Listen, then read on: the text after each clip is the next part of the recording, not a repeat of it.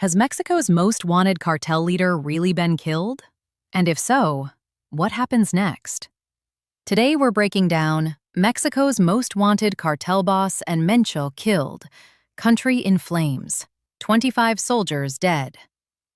But the situation is complicated, and the consequences could be far bigger than many people expect. Imagine waking up to headlines claiming that one of the most powerful cartel leaders in the world is suddenly gone. At first, it sounds like the end of a long and violent chapter. But then something unexpected happens. Violence spreads. Military units are attacked. Cities go into lockdown. And rumors begin flying faster than facts. So what really happened? Was the cartel leader actually killed? Why would dozens of soldiers suddenly be caught in deadly clashes? And could this trigger a much larger conflict inside Mexico's criminal underworld? Let's break it down step by step. Who El Mencho is. To understand why this story matters so much, we need to understand the man at the center of it.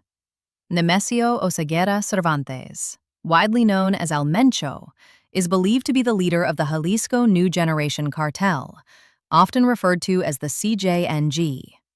Over the past decade, this cartel has grown into one of the most powerful criminal organizations in the world. Security officials have linked it to drug trafficking, weapons smuggling, and violent clashes with both rival cartels and government forces. Because of this, El Mencho became one of the most wanted figures in the Western Hemisphere. Authorities in both Mexico and the United States have spent years attempting to capture him, which is why rumors about his death immediately captured global attention. The reports that sparked the chaos.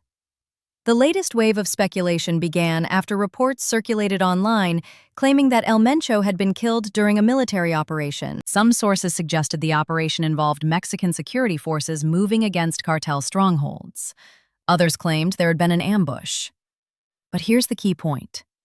Information in situations like this often spreads faster than confirmation.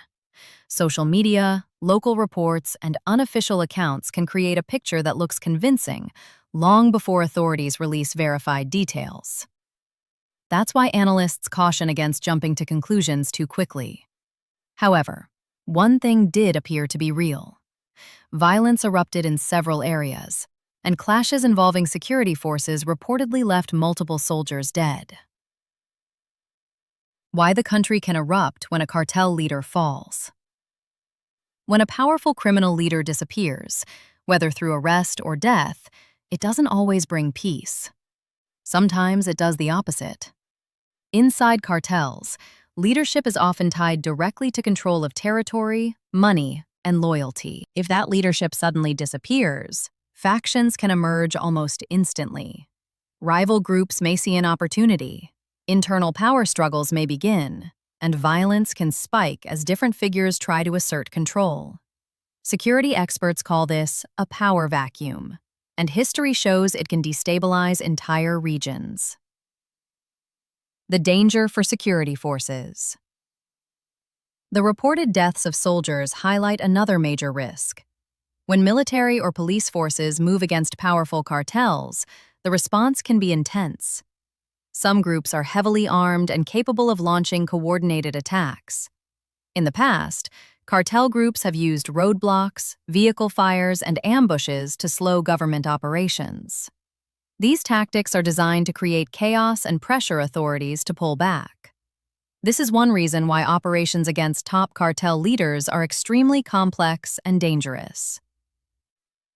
The information war. Another major factor in situations like this is the information battle. Cartels, authorities, journalists, and online accounts can all release different versions of events. Sometimes misinformation spreads intentionally. Other times, confusion simply comes from the fast pace of unfolding events. For viewers trying to understand what's happening, it can feel like trying to assemble a puzzle where half the pieces are still missing. That's why credible confirmation from official sources becomes so important. What authorities usually do in these moments? When major rumors spread about a cartel leader, governments typically take several steps. First, they increase security presence in affected areas. Second, they monitor communications and movements within criminal networks. Third, they attempt to verify information before making public announcements. Authorities know that premature statements can make a tense situation even worse, so silence at first does not necessarily mean nothing is happening. Sometimes it simply means officials are trying to avoid fueling panic. The bigger security question.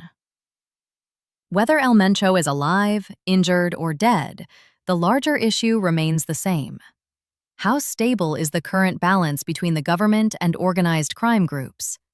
If leadership inside a major cartel changes suddenly, it can reshape alliances and rivalries across multiple regions. Other criminal organizations may try to expand. Smaller groups may align with stronger ones, and security forces may face unpredictable reactions. This is why events involving top cartel figures are watched closely by governments around the world. The international dimension. The influence of cartels extends beyond national borders. Drug trafficking routes connect Mexico to the United States and other regions, which means changes inside major cartels can have international effects. Law enforcement agencies in multiple countries often coordinate intelligence in these situations. Because a sudden leadership change can shift trafficking patterns, alliances, and conflicts. What could happen next?